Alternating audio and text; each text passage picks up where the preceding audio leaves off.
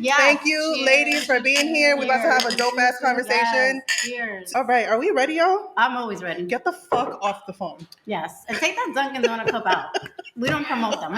No, we're Starbucks over here, Just okay? having coffee. Me lo brindaron, Dios mío. No, We don't promote we them. do not, okay? We're bougie Yeah, on this side. they're shitting on my free coffee. Hey, y'all. Welcome back to another episode of the Watch Us Thrive podcast. This is a special one, y'all. You can see we're out here elevating. We're doing a lot of amazing things, and I'm so excited to have my very first in-person panel. Absolutely. Congratulations. Yes. This is just the beginning. Just the beginning. And I'm super, super excited to have this conversation today, focusing all around self-love, healing, the shit that we've gone through. Definitely going to have an amazing conversation. But before we even get started, I want y'all to introduce yourselves to people who are meeting for the first time. Josie, we're going to start with you. Let them know, who are you? I am Josie Maldonado. I am a business coach and I am an event planner and I am a mom. I own a studio space. I just launched a podcast. I'm just like the shit. So that's pretty much it. Yes, she is. Absolutely. Jack of all trades. Yeah. So that's a little bit about me. Yes, and this is her beautiful studio. So thank you for hosting us, my love. Of course. Love it. Excited. Hi, I'm Lisa Dominguez, and I am a powerhouse. And I am a spa owner, a mother, jack of all trades in my own right. And I am here to service the world. I like that. These adjectives that y'all are using, okay? I need to step my shit up. Now, those are the big words I like. Okay? Yes. Absolutely. Yes. So I like to say the multifaceted mama. I am a mother, teenage young man, very proud of that, career driven in very passionate industry, very nurturing and caring, and also a podcaster, Double Dose of Raw Talk podcast. I consider myself a writer too. So, we're here, we're doing the thing. Lovely, lovely environment right now, and grateful to be here with you ladies. Yes. Thank you for trooping out here. Yeah, you came all the way from the BX, girl. Let me tell you something. Okay. And I really like being a tourist. I really do. Yeah, I love felt that. energy today. It was like my eyes were just like wide open. I'm gonna come out here more often. She was excited to see Raymore Flanagan. Yes. I know. She was like, There oh was my a God. whole Raymore and Flanagan outlet. I need you to grow the fuck up. Listen, I'm in love that. You don't get it. She said there was a Raymore Flanagan And I appreciate you for coming out here. You didn't have to, but I really appreciate each and every one of you to have this conversation that is really, really important, especially to me in the season that I'm in right now. So I just want to say thank you. Please be as vulnerable as y'all are comfortable with. We're going to have some deep ass conversations that the people need to hear. Let's get started. Let's jump right into it. The first part that we're going to talk about all things relationships and why women, especially, need to stop settling for less than what they deserve. And I'm sure the four of us can all agree that we have been in some shitty relationships at some point in our lives, and we've definitely learned from those experiences. So I would love for y'all to share a time in your life when you found yourself to be in that type of relationship that was not serving you, was hindering your growth, was making you feel like shit. Please talk about that. I definitely want to highlight the post-divorce time when you are questioning yourself. I was 22. I did not at all think I would be a single mother, divorced. When you come from a religious background, oh my God, how can you got married in the church? You're worried about what people are going to say. From that is where I am today. I don't give a fuck what anybody has to say because I live so much in that. It was hard to be in a relationship, in a marriage. And shout out to my ex-husband because we get along very well today and we co-parent very well. But back which is unheard of. Like, can we just say that? Because Yes, there's a lot of relationships when they come to an end, like y'all end up fucking hating each other. Yes. Well, it usually starts that way. Yes, Absolutely. It does. Absolutely. It does. It was a horrific time during, after that divorce cost more than the wedding. That's how bad it was. How long were y'all together? Girl, it wasn't even that long. And the marriage lasted even shorter. It was like literally 6 months after we got married, I was like, I'm done. Wow. No, it literally was night and day, the switch up. It was serious. Do you think it switched up once y'all got married, or was it? Realistically, the flags were all there. We're gonna talk about that, girl. Today, I could honestly say the flags were there. I chose not to see it. On my wedding day, I said, I don't want to get married. Ooh. And my sister said, Before you walk down the aisle? I was in the hair salon, Ooh. makeup done, hair done. My sister said, Dean, we leave right now. And then someone else said, no, you have to get married, even if you get a divorce. I'm sorry. And Who it was right. Listen, Who we fighting? well, let me be honest on that. It was actually an even closer family member. And today part of the forgiveness piece of it all, forgiveness to myself and forgiveness to my family, who I absolutely love, is being able to talk about that. And to that person, completely acknowledging how there was not enough support in that moment. I appreciate that wholeheartedly. I appreciate my sister who was like, girl, like, we just run now, hair done and everything. But there was a lot of guilt, even for me. There was. I want to say that part of that had a lot to do with immaturity. Part of that had to do with, I thought I was grown. I left my house at 19. I had to, like, how could I come back? Right. Oh my God, what are people gonna say? Oh my God, my parents. Yeah, and no, I have to do this. And the chest comes out even more. I have to do this. Yeah. And so it was really, really dark times. It held me back. I was graduating. I graduated. I was entering the entry level industry, the workforce.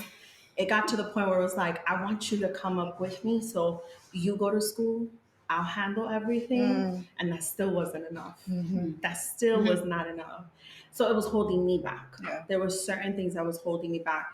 And honestly, I give thanks for that experience. It opened up my eyes a lot to even some of the bullshit I dealt with after that. It was like, I caught on to it. And I was like, no, this is stopping here. Now this has gone way too long. I am grateful for all of that. That's such a growth mindset to have, because I'm sure you didn't feel that way in the moment.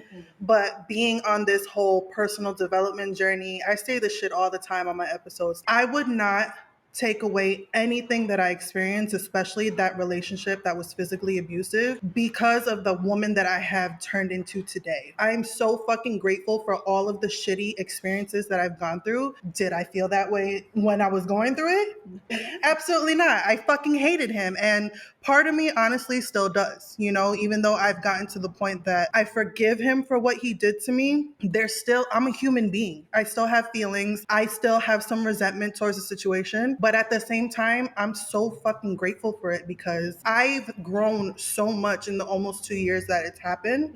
And I'm loving the woman that I'm becoming. I've heard that. You know what I'm saying? Yes. But it takes a lot to develop that sense of who the fuck you are, and sometimes it does take those really dark moments that we go through, like a divorce, like domestic violence, like what you guys are going to share. Like, shout out to Erica Kramer. Anytime I'm able to shout her out, my former life coach. Love you, sis. She said something during Manifiesta that there is a message in the mess. Yes. And when I heard that, it stuck with me, because it's like, damn, there is a reason behind all the shit that we've gone through. You understand what I'm saying? But when you're going through it, I'm just thinking, I want to fight this motherfucker. You know what I'm saying? Like, fuck you, hate you, I'm wishing the worst. Is a real thing. Yes. Absolutely. Absolutely. Absolutely. Thank you for sharing, my love. I appreciate you. We're going to go with you next, sis. Talk about your toxic relationship before the healthy one that we're going to talk about later. So, it's really interesting, because listening to everything you just said, we know it's not right. Oof. Sit on that.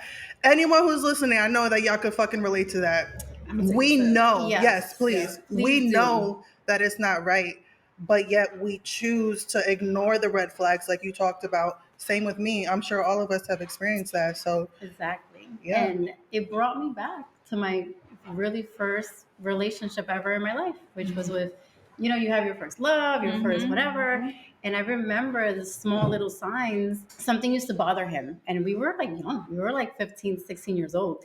And he used to be like, your shoes are untied again. And he used to physically tie them really tight. Boom, boom. And I was like, wow. Like, I always think back to that moment, because I looked at him tying my shoes so aggressively that I was like, I knew then in that moment that was going to be toxic. And it was. It was the first time that a man hit me in that relationship. But I knew before I got hit by this boy, because he was a boy, I was a girl, that was a problem. The way he tied my shoes was a problem. That was the sign. I didn't have the tools to understand that. My family spoke aggressively, pushed and shoved a little bit in the relationship. So is that normal? Yeah, it is normal. But it was an awareness. I remember exactly where I was when he tied my shoes like that. And he did it a lot throughout the relationship. But that's something that stands out to me, because if I would have married, let's say years later, I would have married him, that run, let's run now, it was from that day. You understand? Yeah. Yeah. So yeah, that was the first, being 15. That's such an impressionable Young. age. That thinks about my daughter. She's about to be 14 this year, and the crushes are starting and the hormones are raging. And I try to be so open with her with the shit that I've gone through, and she knows everything that I've gone through. And that's a complete 180 from my experience growing up with my mom. I never felt safe talking to my mom about the real shit that I was going through. If I failed a test or if I liked a boy, there was no way that I was going to sit down and tell her, because she would have fucking yelled at me and be like, who the fuck? No, you know what I'm saying? And that fear was instilled in me. And I definitely did carry that into the relationships that I found myself in. And it's like that came from her protecting you. Yeah. It's just in her way. That was, for me, the beginning of my toxic relationship, because then I felt like I had to prove myself to a man that did that to me. As I grew up, I was still hormonal. So the next one, I was like, oh, when this other guy talks to me that way, I'm going to check him. But then I was too much. Excuse me, don't touch me like that. That's who I was. I was fucking toxic. But it came from that. I'm glad you said it. Yes. I'm glad you said it. I had to take responsibility, because now I'm taking it out on him. Yes. Because of the other guy. And it becomes a chain reaction. Absolutely. The flight or flight, right? Yes. Yep. Yeah. I'm like, I'm sorry, did you just talk to me like that? Yeah, no, we're not doing that. You know what I'm saying? So it comes from not talking about it. Yeah. I didn't tell anyone this. Maybe someone would have gave me worse advice, or someone probably would have gave me great advice. Right. And I could have taken that. For me to be so aware at that age, I probably would have taken the good advice. That's why before I was like, I'm sorry, who told you to know you can't do this? Because if someone's feeling that, we have to listen. We don't listen. The majority of us don't listen. Nope. We're like, no. We don't listen Everyone's until here. it's too fucking late. Yeah, everyone's here. The whole like, what are people gonna say? We just spent all this money. But it's like, what really matters is what you just said, right? What she said about like, yo, I don't think I could do this. That's all I gotta say right there. No, I mean, that's fucking perfect. You are literally speaking for so many people who have found themselves in those similar situations. That's why I appreciate having these types of conversations with a majority of women, just letting us know that like, yo, you are not alone in the situation that you're going through. You're listening to firsthand experience of a whole bunch of different types of relationships, but there's like a common theme going on. You understand what I'm saying? A little background, obviously, for those that don't know. I have a 20-year-old. So I started very young, looking for what I thought was love. Right. And to me, I associated love with intercourse. So I thought everything was fine Me too. For years. I just thought, oh, well, we're having sex. Everything's fine, right? Yeah. I didn't need the hugs. I didn't need the affection. What was that, right? Coming from a household where the love and affection was missing, not blaming my mom, but it goes back. And I learned this from Lisa. Right. Our parents don't know because that's how they were raised. So if we keep going the way we're raised, that switch doesn't happen, we're going to keep doing the same shit, right? So I had kids young, same father.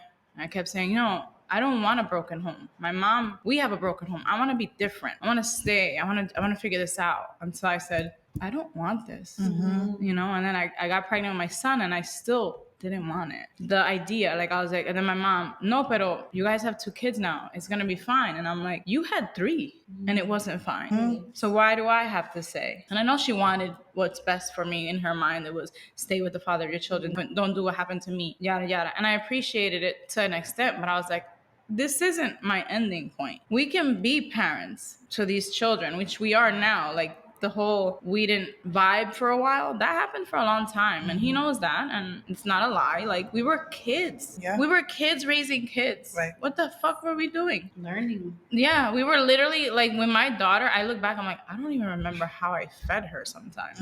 I don't remember a lot, but I remember that I got through. Right. Like each day. And then when my son was born, he was born 5 days before my 25th birthday. And I'm here like, no, we're going to be fine. We had 2 kids together. And then it was like, we still don't really like each other. Like we liked each other. We were cute crush, high school. We've been together since freaking high school. Like it was a high school sweetheart type vibe. Everybody's like, oh, you guys are so cute. You guys are so cute. Beautiful family. But it's like, yo, you could have the most picture perfect family because you guys are attractive, your children are beautiful, and have a motherfucking wreck going on behind the scenes. No one is gonna tell you. Yes. And also no one is gonna save you. And that's what people do now. Yeah. They sit in their own shit alone. Like a pig in shit, but not happy. And it wasn't him, and it wasn't the next guy. I realized recently it was me. She gonna make me throw my fucking phone. Am I the drama? Yes. Yes. Am I the problem? Yes. But not literally like I was Right. the problem. But I kept advocating for everybody that I was with. No, he's gonna be fine. We're fine. He just needs to do this. I just need to do this so that he could do this. I just need to fix this for him to be better. Let me keep trying. But I tried mad shit in different relationships to say, I got this. Like, I could fix him. I fix people all the time. I could fix this one too. Let me fix this one too.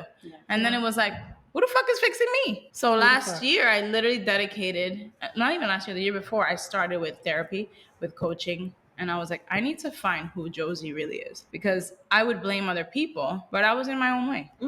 Drop the fucking mic, y'all. Yo. Yo. I'm not dropping it. No, this is expensive. Okay, guys. Josie, I'm so glad that you said that because literally that is how I started my healing journey. When I fucking realized I was a part, not the whole thing was not my fault, but I definitely played a role in the relationships that I was attracting. What I realized growing up is, like Lisa said, nobody listened, right? Yo, that's facts. People would tell me things and I'd hear it, but I wouldn't pay attention. And for a while, this was my thing. Friends, family, relationships. I just, okay.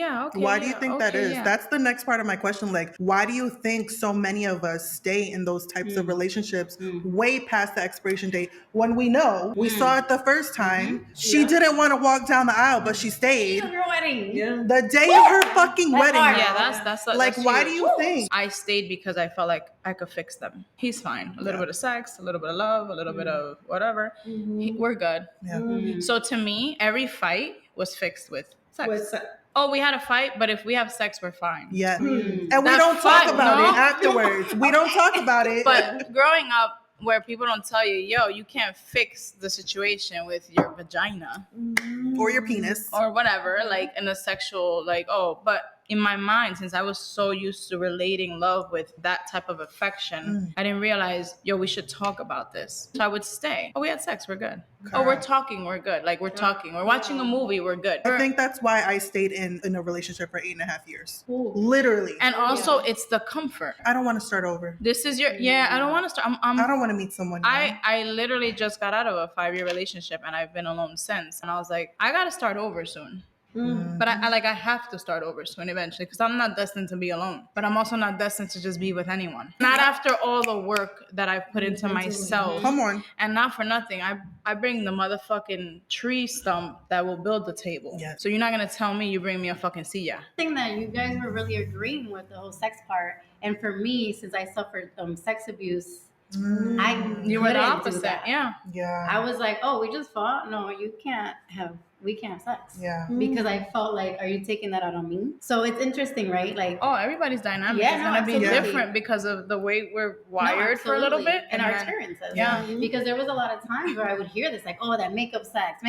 And I was like, oh, no, that's Yeah. not what I wanted. Yeah. Makeup Because sex is it took aggressive. me, Right. aggressive. So, Yeah. like, going through that type of experience, I was like, well, I don't want to be handled like that from a fight. Yeah.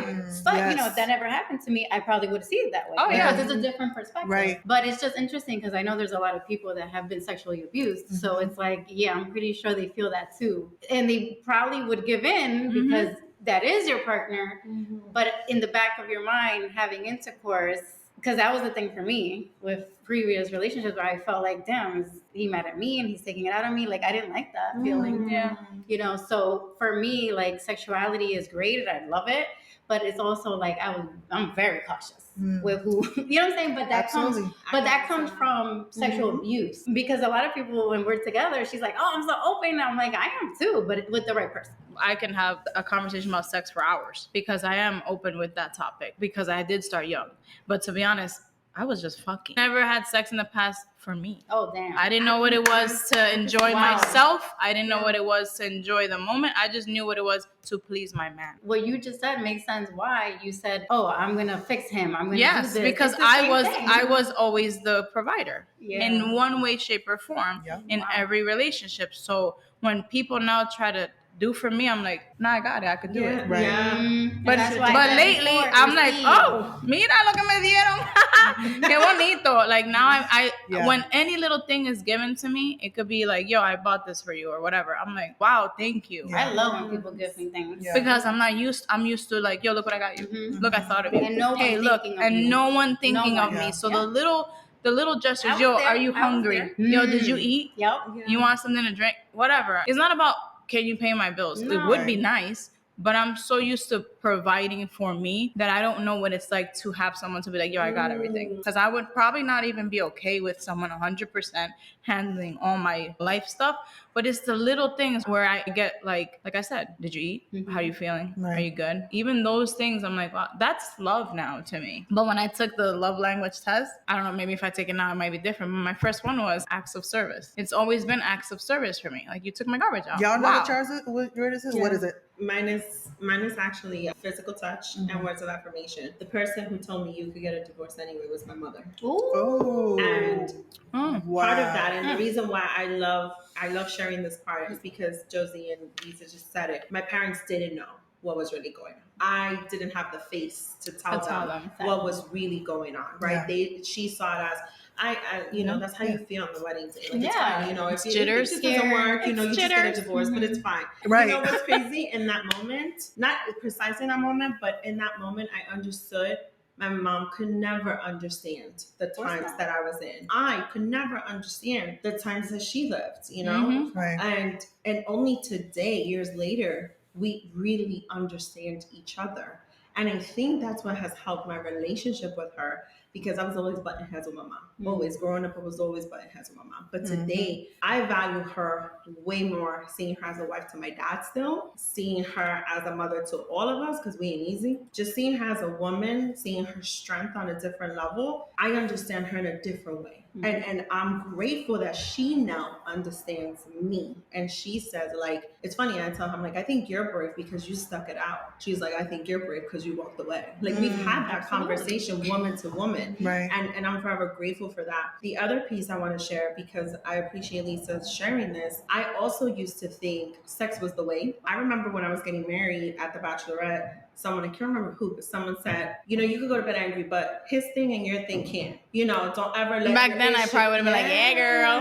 Yeah. So everybody, no. And again, thinking Grow of the Grow the different fuck up. generations, thinking of the different generations, thinking of what type of advice was being given to our elders, right? Like, how is it that you hold down your home, cook, clean, you know, you're available to Lord. him like that. You know what I mean? Because in those times, who would ever hear that a woman would be so career driven? Who would ever, you know, she's supposed to be at Supposed to be home, home. right? Yeah. So little things like that, it took years for me to realize, why the fuck that was part of the advice for my marriage to succeed. I don't know, but it was. I didn't realize until about age 30, I'm 37, in speaking with a therapist, that an experience I had as a teenager, early teenager. No, actually, I was 11 or 12 years old. The other person was an early teenager.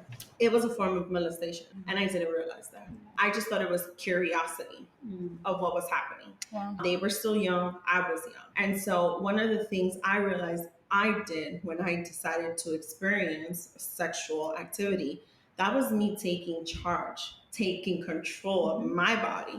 I would dictate what would happen at a very early age. And when I hit 30 and I realized that through therapy, it was like, oh, I've been doing this shit wrong this whole time. And so then I had to learn how to take charge of my body. And so today, now at 37, and you know, in between, I've been able to say I am a very sexual liberated woman because of that experience of realizing what that situation was when I was 11 or 12 years old. All the years of how I used to fix issues with sex, and then where I am today, where I can actually say, oh, there's maybe one person who I've actually felt safe enough in a relationship sexually where it was for enjoyment. Of course. You know, where it was, I talk my shit sexually, but also certain things are between me be in that person. So I wanted to add to that because you guys have created such a safe space to share that. Yeah. And it's important to know those different journeys. So I appreciate you ladies for sharing that so much. Thank you, Yes, y'all. of course. I appreciate you see, this is why, like, I have my set list of questions, but I don't know where the conversation's gonna go. And I fucking love that part because, like you said, it's such a safe space for us to really have these conversations. And someone on the opposite end who's listening is be like, damn, maybe that will give them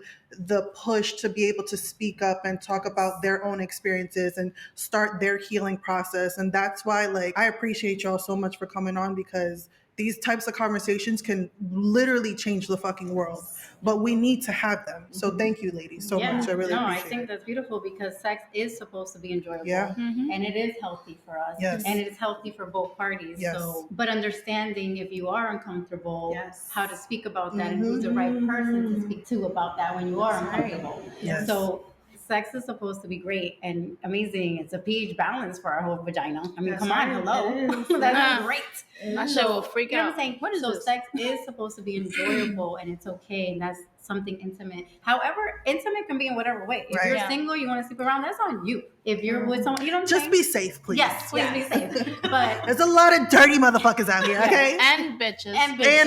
And motherfuckers, it's for both sides. Motherfuckers. Lávense la cuca. And you know, like for me right now, I'm on my journey of celibacy. Okay, how Yes. long, girl? Damn. It's gonna be 2 years. Oh my Wow. god. Yes. I can't wait for you to pop your cherry. Yes. Like I'm gonna wait for you, but So I does can't. that Yes. mean you don't masturbate either? I do nothing. Okay, no, that's good. Nothing. That's good. No, because that is part of No, I know, but I do. I just love how she acts. that She's like this, question. literally. She's like, So so there's no Because masturbation. I Okay. waited, I was 9 months after one of my breakups, and it was just for myself. yeah. It wasn't like, oh, I'm not gonna. You I know. didn't plan it. It's Yeah, not exactly. like, you know, I'm writing down in my notebook. It's not for, I'm gonna, it's not for Lent. no, bitch.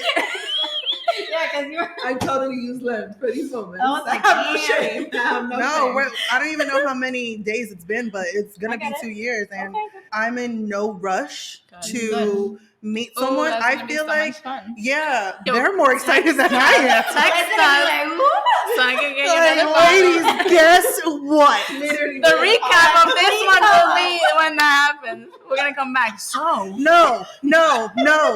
We're focusing on Leanne that's right what now, I'm okay? saying. When we Right. come back, That's it'll right. be Right. just on. Yes. Yes. No, this is awesome. Okay, but no, like Awesome. I just feel like for me, the next time that I do decide to engage in adult activities, it's gonna be with someone that fucking matters to my life. I've been that type of girl who would just give myself to anyone because I didn't want to be alone, because I fucking hated my own company, and that's why I was attracting those toxic type of people. And now being on my journey, being celibate, it just makes you go so within. Like you're not using this distraction of the penis or the vagina for, you know, if that's your vibe, and you really just reflect and learn so much about yourself. And right now I don't want that distraction at all. Honestly, I commend you for it. Beautiful. I'm not Yeah. even gonna front. Like, I don't know if I could go that long. Disciplined I'm very woman. disciplined. Yeah. So I know You I could. can. Yeah. I just never felt like I needed to. That's I fine. knew I needed to. After that last relationship, I But was like, that's what I'm saying. it was a hard stop. Our breakups were very Right, different. right. You know, my breakup wasn't as intense. that's the perfect segue to the next question. Oh, well, all right. Should I just keep talking? Yeah, well, let me ask the question first, because now I do want to talk about breakups and the process that can be very uncomfortable. And a lot of people skip that healing part needed in order to heal from the heartbreak. For me personally, especially my last relationship, it was, and the 8.5 year long one, it was definitely like grieving a death. That's how serious it was for me. 8.5 years, that was my person. But I also feel like breakups can be breakthroughs. So I want to know y'all thoughts around the breakup process and how can we truly heal from a broken heart. So I think I'm the most recent. How long has it been for you? A little over a year. So That's still super fresh. it's super fresh. Yeah. And the thing is, it's super fresh for me because I know how to throw shit under a rug and not deal with it. I did that in Yes. the beginning. Yeah. Like I was like, all right, everything's gonna be fine. We're gonna get back together. Then it hit me where I couldn't fix it. And then it hit me where, because you know, there's the stages. Uh-huh. you're sad, then you're fucking pissed off. Then you're like, wait, I'm a bad bitch. And now you're and then you're okay. back to sad. And then you're like, let me cry a little bit. I'm still not done. Right. So I felt like I went through all of that, but I never talked about it. I just dealt with it on my own, and I entertained myself talking to other people, not engaging in anything, but like to entertain that, because I realized in this last year, this is something I always did. I spoke to you about this in the live. Un clavo saca el otro, right? So my mentality was, well, whatever, I'm not alone, so I'm fine. But then I was like, I need to not talk to anybody for a little bit. Like, I don't even want to deal, because shut it down. Yeah, like I'm good. Like I still can have conversation, but not those conversations that were entertaining that little part of me that needed that excitement. I didn't know what it was like to be in my own company. I didn't know what it was like to sit home and watch TV alone, because I got used to having the company. I also didn't know what it was like to just be with my child alone. So when that started happening, I was like, this is nice. Yeah. You know, I didn't get to do that with my daughter, which she now lives in Florida, and it's really difficult to mend the relationship that we have, because when she left, it was a rocky space for us. So now I have my son that is like my little man, and I'm like, I don't want to do that again, where we're only okay if there's another person in the room, where mommy's only here present because her man is here. So now I took that time, a lot of months last year, and I was like, oh, let's watch TV, let's do this, I started doing little activities with him, hanging out more family, like, Lisa, let's get together, the kids, whatever, because I was like, I need to figure something out. I'm open with it now, because I used to not be able to talk about my feelings. I didn't know how to talk about my emotions. I didn't know how to show affection. I didn't know how to do any of that, because I didn't come from a home of that. So my children were raised the same way I was. That whole hug me before bed started because of my last relationship. I told you this. The affection in me opened up because of my ex. He was very affectionate, that I would be like, yo, I didn't secretly love it. I really was like, bro, you want to fuck? I literally thought. Like you were the dude. Yeah. All right, let's go. Like, because like, no, bitch, I just want to hug. Yeah, he would literally be like, yo, why is everything sex? And I'm like, is that not what you want? Because I didn't know that intimacy wasn't just sex. Absolutely. I went on my first retreat last summer, and there was a sex therapist, and they had an activity. This is when I hit me that I was like, I have a little problem that I need to fix. Because they said, let's all write what is pleasurable to us. You know where my mind went? Everyone's like, oh, we know. I love reading, walking in the park. I'm like, y'all bitches is boring as fuck. And then I was like, wait, I'm sorry, what are we talking about? And then I openly said, look, I wrote some other shit, and I'm not even going to say it, but I'm sure you ladies know, but I'm like, I never related any of my life to being pleasurable, except for in the bedroom. So I have to reframe my brain to realize, oh shit, I do enjoy going to the gym. I do enjoy getting my nails. Those cause me pleasure in another form that I didn't relate it to that word, because pleasure to me was always sex. Yo, that's fucking powerful, bro. So when that day I was like, I'm gonna need to rewrite this list and things that I like. I'm gonna need to go with it. I'm gonna go home now. So I was like, oh, y'all talking about regular shit? All right, my bad.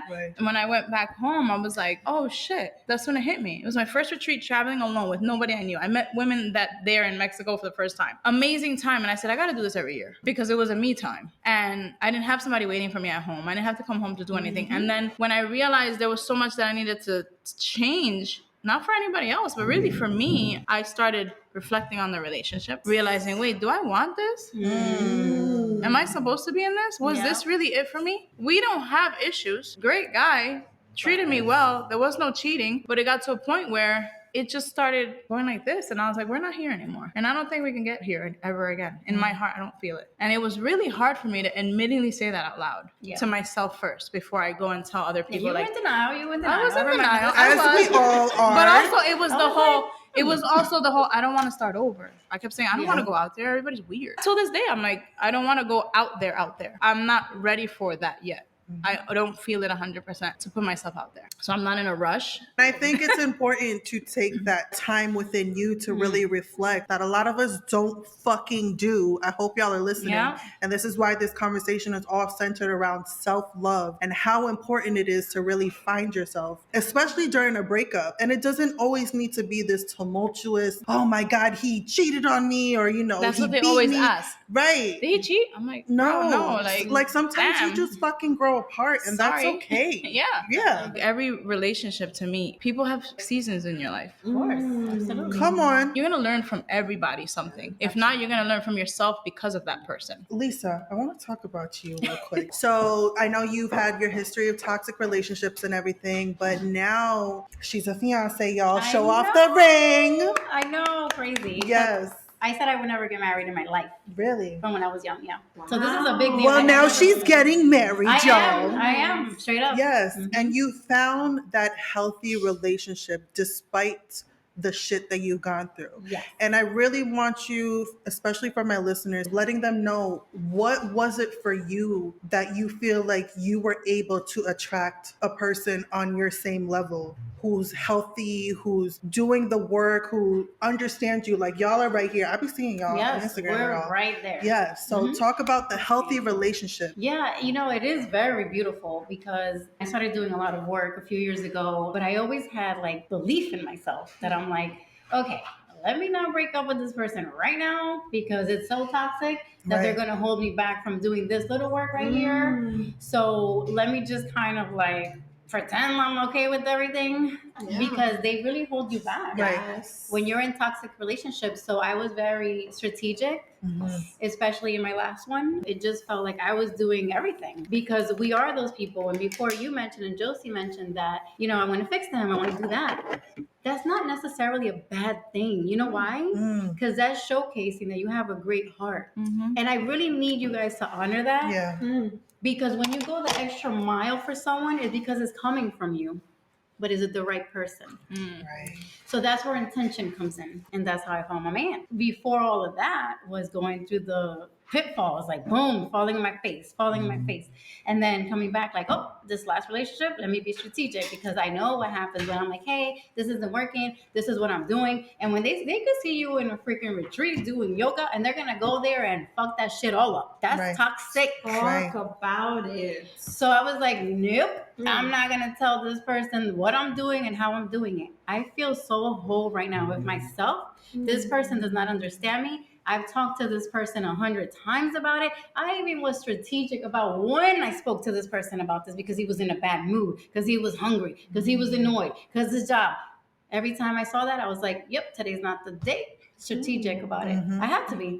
I went through this already. Right. I attracted this motherfucker. So now I wouldn't say, hey, this is what I'm going to do. I would just be like, hey, I'm here. Is that fucked up in a relationship? Absolutely. Right. But that's how the relationship was. It wasn't a two-way street in the relationship. It was very like, you do this because that. You just do whatever you want. I said, yeah, I do it because you don't listen. Even that you wouldn't understand. So I was like, you know what? I'm going to move from this. Again, being strategic. And I'm a businesswoman. So you have to be strategic in everything. Right. In your life, in your business, your kids, everything. Moving from that, I remember going to these retreats and I was like, damn, I wish my partner who needs to do the work, because someone who's toxic next to you needs to do the work too. But how you guys Facts. They don't see mentioned, it, though. you want to save it because you know they have a good heart. We all do. But if you don't do the work in whatever way you need to, Right. it's not going to work. Right. It just isn't. So I would go on this retreats and be like, hey, if you want to come, this is what it is, hoping that he wouldn't come. There was used to be a point where Josie used to be like, yo, people are asking me if you're single, because I wouldn't promote that I was in a relationship. I was kind of embarrassed. When I don't like something, I change it, and I change it right away. I say I'm going to do this, I do it now. Yes. I don't think, I don't give a fuck. I'll cry through it. I'll push through it. I'll fucking yell through it. But I'm going to change it. I don't want to feel this way. So with all that I just said, I started dating really heavy in 2021. It was so fun for me. Like, I had such a good time, but I was Hashtag living her best life. Yes, but I was so intentional with who I was dating because whatever you pour out is what you receive. Yeah. So if you're like, oh, this happened to me and this and that, you can go through that, but you have to snap out of it quick. Yes. Because if you don't, you're going to keep attracting this happened to me. This is it. No. Move that shit aside. That shit sucked that happened to me. I'm going to go to sleep and wake up when that sun rises and it's done. That shit is in my fucking past. Yeah, I'm like done. lo que pasó, pasó. Ya está bueno. Yeah, like, yeah. Right. As soon as I saw, like, okay, there's men catching up to the race. Right before I met Alex, there was one candidate that I was like, oh shit, this one is kind of close. Always like that. Yeah, he was like, But mind you, I remember. But the thing is that remember you saw the flirtation. I was like, this, oh. I was like, yo, I like his like we were this was going, but it's still fresh because I was still very realistic. Like, let's see. Mind you, I didn't sleep with him. I was intentional. I'm not gonna sleep with like that's not what I'm doing. I need to know who I'm dealing with, what the cards are. Can you deal with a woman like me? Is this a blended family? Do you have kids? Do you not like?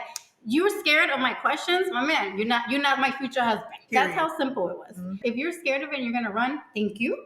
And if you're not, you're an intelligent and well-rounded blended man. So that's who Alex was. The previous guy, I didn't sleep with him. It was just like a good month and a half that we were getting to know each other. And it was totally fun. He was like, okay, this is potential here. Right. I felt the vibe. But then there was a few little red flags. And I was like, yeah. No. But I noticed it like towards the end of the month and a half. I was like, yeah, that was weird. So then I kept dating. And then he was like, oh, so you're going on a date? And I was like, yeah, you're not my man. And I didn't like that. Yeah. I didn't like that either. So the thing is, they started dating. And like 5 minutes later, she's like, I'm marrying him. And I was like, I think you're bugging. Time out. What was it for you? I'll tell you right now. We went on the first date. First, he was on time. Number one for me. Punctuality is huge. Right. So I was like, wow. And he's Latino, right? So it's like, wow. Check. Yes, check.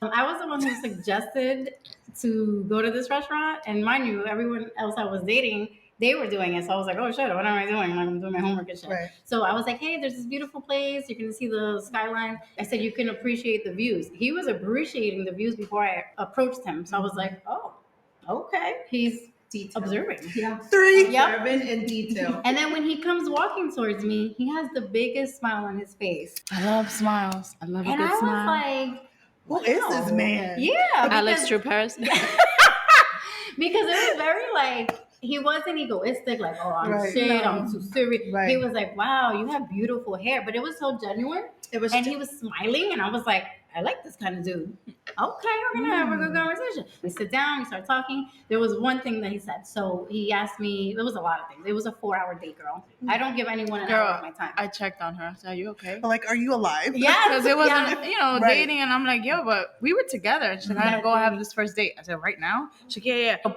I'm like mad hours. I'm like, hold up. What the fuck is going on? Where are you? Yeah. She's like, girl, we went somewhere else. I was like, we went to 3 different places. Okay. Wow. I was like, I'll talk to you tomorrow. Yeah. But the thing is, we met on a Hinge app. So I knew from his tone in the conversation that I was going to have a great conversation with him because of how he responded and how his grammar was on point. I was like, who is this? I love me some grammar. Who is this intelligent man? Come on. And he had an amazing voice. With the periods and the commas. Yes. Oh my God, girl. No run-ons. No run-ons. And emojis. Yes. He used the proper emoji. So I said, before I even met him, I said, I know I'm going to have an amazing conversation with this man. I just hope that it's romantic because I'm out here dating. Right. But I know that if it's not romantic from my experience in dating, that he's going to be my friend. I knew that. Because this is an intelligent. Beautiful. Yeah, I just knew. This is how. That's gonna be 8, 9, and 10. Okay. Well, honestly, your husband, your partner is supposed to be your yes, absolutely. But that's so awesome. beautiful, and right? I agree with that. She knew off the bat from the very beginning, just from the conversation. His engagement. And she was intentional with it. Yes, that if this man is not gonna be the one, he's going to be my friend. And that's how you know where your intentions were so pure, but you just felt that from him. Absolutely. That's a beautiful thing. It is, girl. This relationship is beautiful as fuck. So then there was one thing he said to me. He said to me, so do you have any trips coming up? You know what? I was like, actually, I do. I'm going to Arizona in a few weeks, and it's my solo trip. I was like, I actually have an itinerary. You want to see it? He said to me, of course you would have an itinerary. And I was like, how do you know? But I was like, damn. That stood out to me more than the whole date because he's listening and he understands the kind of woman I am. I'm not too much. I'm not too loud. I am just enough and the woman that he wants. I was like, oh, girl. So that was it. Yes. Like, I just knew, and he knew, too, from that point. But that comes from intention. So that's how I found my man. This is my future husband. I love that for you so much. We're going to celebrate. Thank you for sharing that because, honestly, it gives someone like me who is afraid in a way to put myself back out there because of the shit that I've gone through, to know that not everyone is gonna be like my ex. No. I'm not gonna have that same experience, and I have to set the intention of what I want to attract in my life. And that does come with healing. Absolutely. So right now, this is not the time. Maybe. It is not. But it could be in 2 months. You don't know. Right. But you have to give yourself time. You have to eliminate the distractions. And you're doing it already. Right. You're being very intentional for when you are ready to get out there. Right. Exactly. Yes. And I commend you for that because a lot of people can't. Yeah. Yep. It's hard as fuck. Let me tell you. Like is. sometimes I be lonely. Sometimes I want, a Well, good morning text. Hey, beautiful, how you doing? You want us to text you? Someone with a penis. I mean, Yeah, because Well, the you penis want that isn't texting. romantic Right. the attention. penis is You not want what's Right. texting Yeah. you. I have toys. It Yeah. doesn't You count. want that, like, that sexy attention. No, I Right. get it. I get it. I get it. But Trust now me. it's not to the point that it's like, I'm just willing to accept it from anyone. Hell no. You know what I'm saying? That part. And that's who No. I used to be. Yeah. And that's who I'm healing from. Absolutely. I mean, that's like decades of just, And that's how you will find your future mate. right. Yeah. It really is. Yeah. I feel like it literally happens when you least expect it. Oh yeah, I was. And you're like, oh, whatever. Let me go on this date. You know what I'm because to saying? me it was practice to go on dates because I was ready for it, and I was like, this is practice. Yeah. I'll keep practicing, and nope, and I know what I don't want. Okay. So I want to know for you, since you are actively dating, when it comes to the red flags and the deal breakers, right now in the season that you're in, what are some of your deal breakers that you're like, it's a hard no, I'm not fucking dealing with it? I love that question because my deal breakers were so unrealistic 10 years ago when I didn't know myself. For Right. one. There you go. Right. Two, for the record, was celibate post divorce process for 2 years. Just for the record. Yeah. But because of that, and let me just say, I believe so much in alignment. I believe alignment has a lot to do with why we're all here and why our stories are intertwining so much. Yeah. Because I then, after those 2 years of celibacy, that's when I decided when I wanted to figure out who Daisy was. And it's a continuous journey. Part of that was with my sexuality because I associated it as, oh, it's part of being a wife. I associated it as, Like a chore? yes, Oh. or you can't say no. How do you Yeah. even say no? This is what a wife does, right? Right. And not to put that on my ex-husband, absolutely not. That was just me. That was It's our me. upbringing. Yes, Right. it's our Oh. upbringing, right? Okay. And so I dedicated to getting to know Daisy from, Daisy went to school, Daisy got a career and all that, but who is really Daisy? What is intimacy to Daisy? Intimacy to Daisy was the touching, right? But then it was, well, how do I want to be touched? Is a hug okay? Do I want you to hold my hand or can I just hold your arm? Which one makes me feel safer? And there was a lot of evolution to that. So the reason why I mentioned that is because through some of my past relationships, I have dedicated to knowing what did not work for me, but knowing what did work for me, what felt great, what was a beautiful moment. I can highlight where there was the red flags, but I can also highlight and see those green flags. And I know now today how those green flags made me feel. And so, do you know what I focus on? How do you speak to me? When a man who I'm dating, and I mean I'm dating, right? Or even if I haven't even dated you for that long, somehow you just maybe I thought it could be a friend, which is why I love that you said that because there was someone I thought could be a friend until he spoke to me in a certain way. And I said, hold on a minute. I have to now question why any man would feel that he can use certain language towards a woman. What does that say about you as a person? Right. Do I even want you in my life as a friend? And now I know when I'm dating, proper grammar, sure. But most importantly, how are you communicating? Is the what you said and then how you said it. What was your intention in that moment? If I have to question anything, that's a red flag. As a grown woman, and let me say this, I've dated in the past without any sex being involved, and I've dated with sex being involved. And then I've made an executive decision whether I still want to continue this or not. I've noticed with my experiences with certain men, when there is a man who has mommy issues, it does break my heart. What happened there that you are just so angry at a woman when you are just simply having a conversation? And those are the red flags I look at and I identify. That you acknowledge. Someone once told me, you know what's a good way to gauge how a man would treat a woman? See how he treats his mother, and if he has sisters, see how he treats his sisters.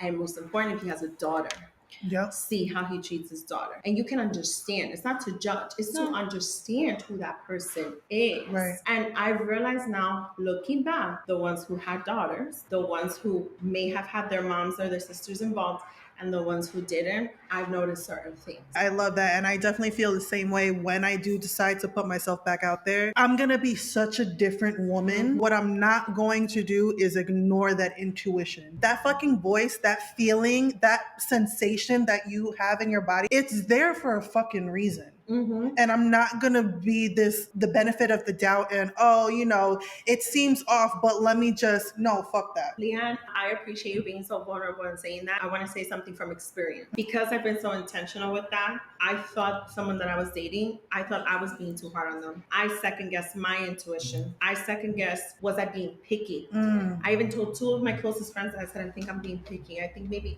I should give a little bit of more grace here. When I tell you I was right all along. And it's okay though if you are being picky. Yes, yes. And it is okay. And I had to realize that. And I was being hard on myself. And my confidant, he said to me, don't be hard on yourself. This is all still part of your journey. This is all you still learning. It's okay to have a setback. You didn't take steps backwards. You didn't. You're still moving forward. You're not staying stuck. Yeah. Daisy 10 years ago would have stayed stuck. Yes.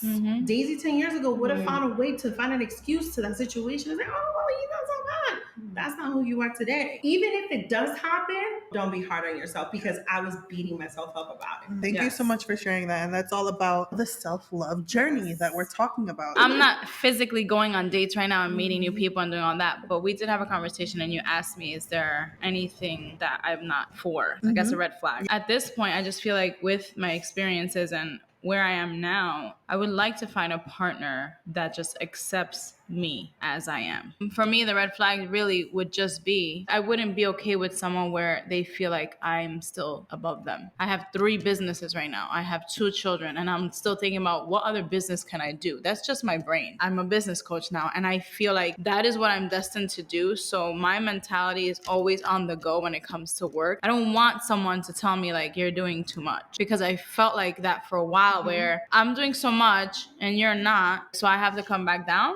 And I don't mean just a partner. This is friendships, family. And this is self-love goes not only just a sexual relationship. Yeah, this is with friendships too. There's people that are going to come in and out of your life. And it could be like the bestest friend in the world. And all of a sudden they're fucking gone. Why? Because, I don't know, we're too much. Right. Or we have to change. Or they didn't like one thing. Or they can't have a fucking regular conversation to validate your feelings. I am at a point where I know I can have a conversation and validate somebody's feelings. Before, I didn't know how to listen. There's times where I'm like, okay, someone's talking to me about their feelings right now. Now that I can express myself, I don't know sometimes how to shut the fuck up. Now that I'm still working on, okay, now I'm excited to speak about my feelings. I would hear in the past like, oh, you're cutting me off, or like, you're not listening. And then now I'm like, okay, I'm working on the listening part. So I do want that in a partner where it's like, I am allowed to express myself. I am allowed to be myself. And I don't want to change who I am. Yes. Because I've put in work to be this version of me. And I still have a lot of growing to do. So if I keep growing, and I'm too much for someone, maybe we're just not it. I'm meaning teary-eyed listening to Josie say that, because that's definitely been one of my challenges. I'm too vocal. I've gotten a lot of scrutiny for that. Right. Not just from someone I may have gone on a date with, but family. It's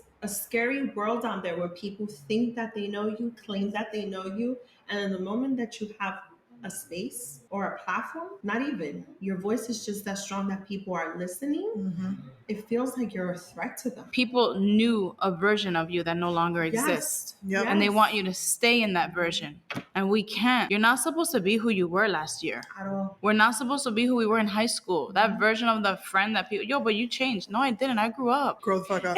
I'm still growing the fuck up. Leanne hates it.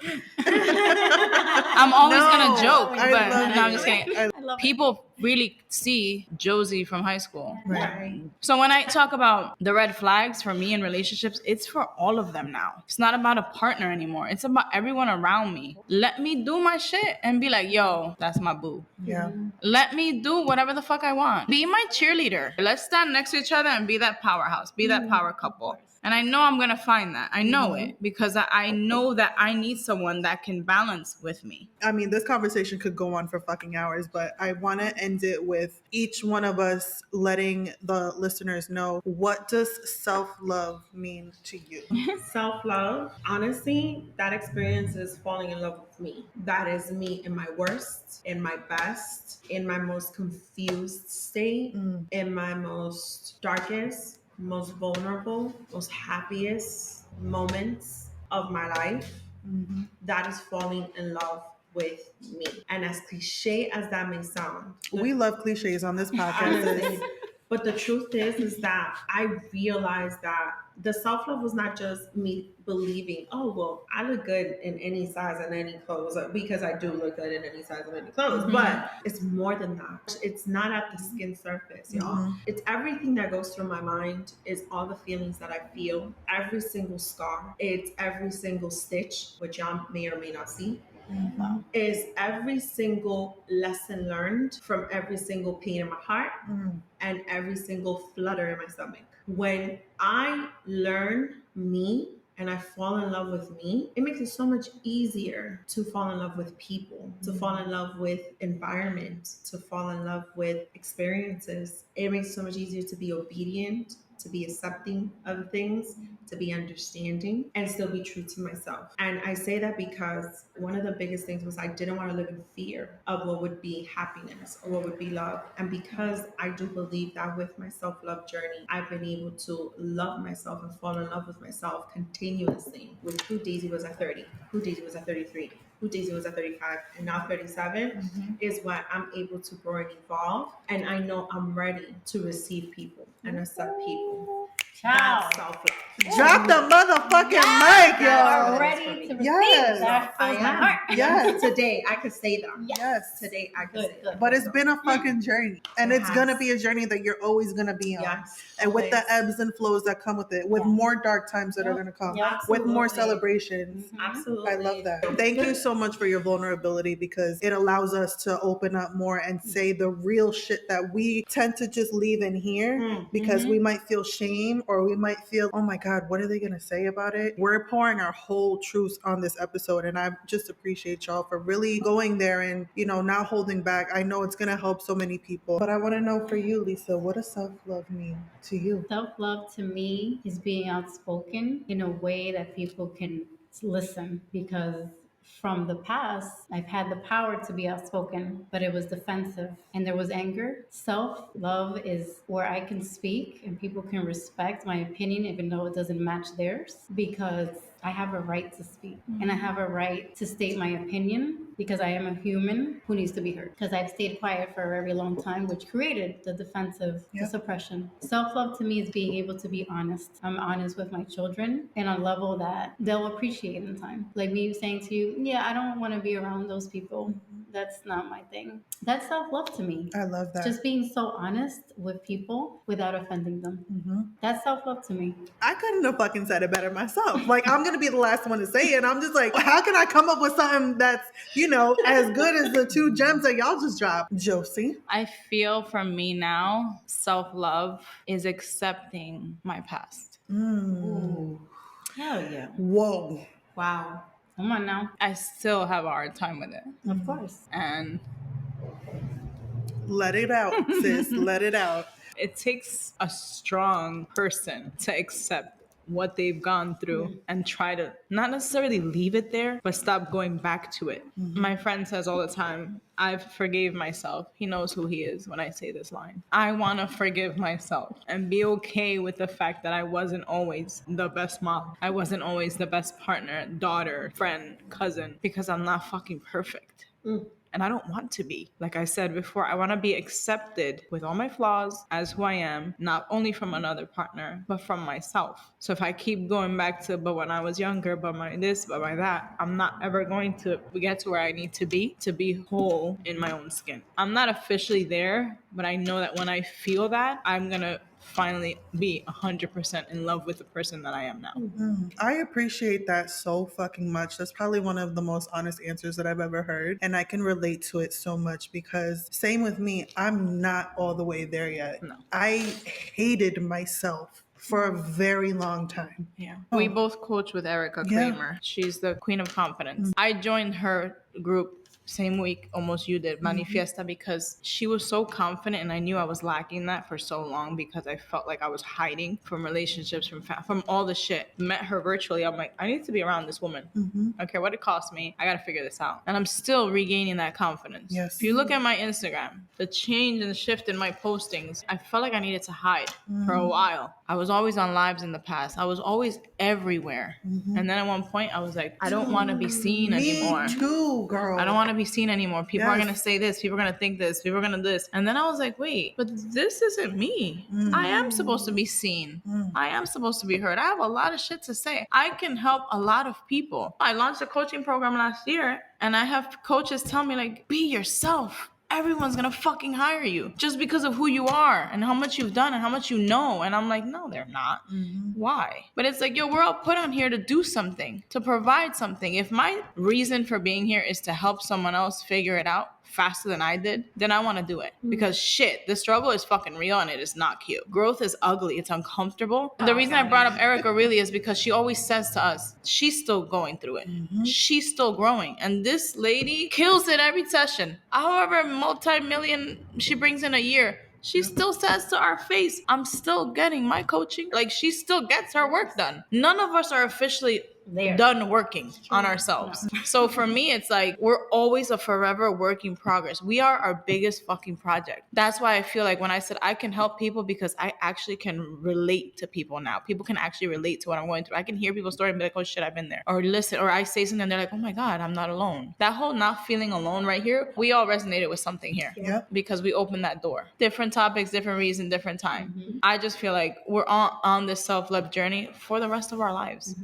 And I think that's like the perfect definition of self-love, right? Like owning who the fuck Yeah. you are, with the flaws, with the celebrations, with the scars, all of that shit. Everything. And not giving one single fuck what anyone has to say about it. And it's not easy to have that mindset. And of course, there are moments where the outside opinions will trigger you. Oh, yeah. But just remembering at the end of the day who the fuck I am a good person. I am here to help people, and just continuing in that, regardless of the shit that life be throwing at us, because life is ghetto as fuck sometimes. I love all of the definitions that y'all said because I can relate to it so much. I know so many of my listeners are going to relate too. Embrace your You're not fucking alone. mess. You're not. Like, embrace that shit, but also actively work on not staying there. And repeating that. And repeating the same Yes. fucking patterns and cycles. Yes. I feel like right now I'm definitely figuring out what that means for me. I think having my weight loss surgery has definitely helped me in finding who Leanne really is, because like you, there was this season last year when I started this platform that I was like in the socials and going live, and I was showing the fuck up. But then a lot of things in my personal life, I was still struggling through, and I fucking shut down. And it was affecting my social life. It was affecting my business. It was affecting my family. I just got to the point that I was like, I can't continue like this, because I'm saying one thing on this platform, but I'm not really living it. So it was like this dichotomy of like feeling kind of like a fraud. And I really I know that Preach. you The gotta, switch. you see, I The caught that. switch. I caught that. Yes. It comes with the growth. Yeah. I know that having that surgery has definitely helped me in the trajectory that I am right now. I'm not all the way there yet, but I am absolutely loving who the fuck I am right now in this season. And for me, it has been me having that season of solitude, not repeating the same toxic patterns that we talked about, and finding someone else to fill that void, because I don't want to be alone, or, I'm scared of all of the feelings that I used to feel before. Really taking this time to get to know Leanne on a personal fucking level and not have those distractions. I'm absolutely learning to fall in love with myself. Now, there's definitely moments where I'm not feeling my best. There's definitely still insecurities and lack of confidence, and, the turnaround with the way that you speak to yourself, but I'm able to catch them a lot quicker. That's right. Awesome. And that comes with the That's work. beautiful. I mean, part of your journey. It is. Everyone's journey. Like catching it quicker. Yes. Like, oh, She just caught it. I just caught Yeah. it. Y'all saw it. Y'all saw it. Right alive. I love that. Yes. That inspired me. Thank you. Like, Y'all inspired me. This I love that. conversation was so amazing. We're definitely going to have like a part 2, 3, 4. Before we end this, I would love for y'all to plug in how people can follow you. What's the plan for 2023? Plug in your social medias, your websites, your businesses, all of that. We're going to link that in the show notes, but just put it out there for the world to know about. Daisy. Well, you can always find me, hopefully every single week. I will be honest, I needed to do some self-reflecting of where I want to continue. Not that if I'm going to continue, I am going to continue the show. Oh. Thank you. This is like a teaching moment. Okay. I love this. Thank you, Lisa. But I needed to just kind of like, let's reflect a little bit here. Yes. What else is to come? But Double Dose of Raw Talk podcast. On that platform, we get comfortable being uncomfortable, and no topic is ever off limits. And, it's always juicy conversations, intriguing discussions, friendly debates, whether with myself, because who better than to debate myself, Right. or dope ass guests. Leanne has been a guest, because one thing I do like with my show Raw Talk is so much more than just keeping it real. It's about testimony, it's about your stories, it's about, like I say, you're an expert of your experiences. I know I'm an expert of my experiences. I do have an ebook. It's called My Journal to Self-Love. This is me telling you my little story, that little story that made such a great impact on how I regained my confidence. And more to come with the third installment of my journey through sexual liberation. Yes. And we do have Double Dose of Raw Talk shop. There's some merch there, but definitely the ebook. Definitely want to continue to elevate. So yeah, find me. I love all that. over social media. Double Dose of Raw Talk podcast. Yes, we will link everything in the show notes. I want that ebook because that's perfect for this episode. Yes.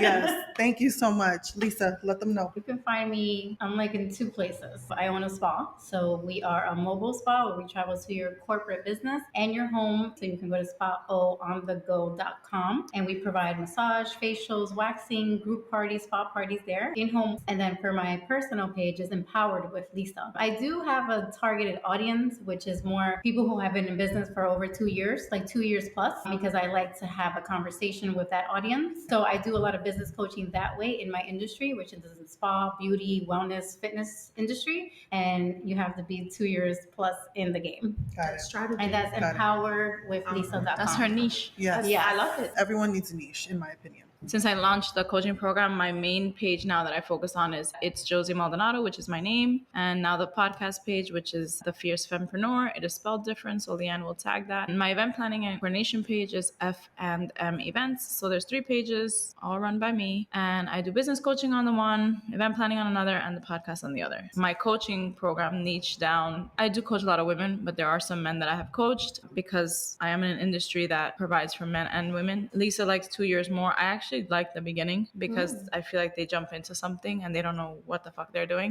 So I kind of like to do the guidance where, okay, what are we doing? Because like this looks like a mess. Let's organize ourselves. Because my background is business. Yeah. So I'll refer my clients to you, like The I'm sorry, newbies? I don't do that. I got someone. They call me the plug. So like, Yes. I'll connect you or you need to be connected. That's empowerment right there. Okay. So that's pretty much where I'm at. Please, everyone, you can follow me. You can listen to this podcast, Watch Us Thrive, on all social media, Instagram, TikTok, Facebook, LinkedIn, YouTube. This is on YouTube. Hi to everyone who's watching. Thank you so much for being here. Please subscribe, leave a review, leave a rating that boosts the show to new listeners. And Yes. it just gives us the motivation to continue showing up for y'all. You can listen on any platform that you love: Apple, Spotify, Google, iHeartRadio. I'm fucking everywhere, okay? Brand new episodes drop Cheers. every Tuesday at 5 a.m. Eastern Standard Time. Solo episodes sometimes on Fridays. I love Well, that. cheers. You guys Cheers. have anything left? Here. Is there anything Mine is left? always The like- overflowing Cheers. abundance. Yes. Cheers to you all. Cheers. Oh Thank my you. God. Thank you. Cheers to you guys. Cheers to y'all. Reviewing. Yes, Thank cheers to you. fucking thriving, Cheers to okay? viewers. Thriving. Yes. Come back Amazing. and watch us thrive. Watch us thrive. And continue to thrive.